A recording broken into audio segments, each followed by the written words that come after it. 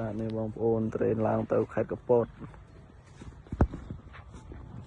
ត្រេនមុនថង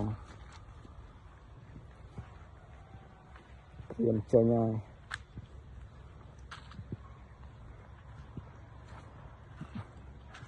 មានគ្រប់ខ្នាតបាទទូធំអីមានទាំងអស់ត្រេនមុនថងដើមខ្ពស់ខ្ពស់ធំធំក៏មាននេះមេឃសើវល់ជុំហ្មងបាទឲ្យបងប្អូនមើលណាមេឃ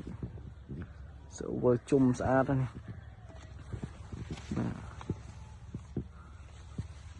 ស្លឹកចាស់ត្រួយចាស់បាទដាំទៅនឹងតែល្អហ្មងអត់ងាយងាប់ដើមទេបាទនេះទំតម្លាក់ហើយម្លានមិញរត់ត្រៀមឡើងទៅទៀតហើយចឹងបងប្អូនត្រូវការគុណត្រេននៃបាទតាក់ទងបាទសូមអរគុណបាទ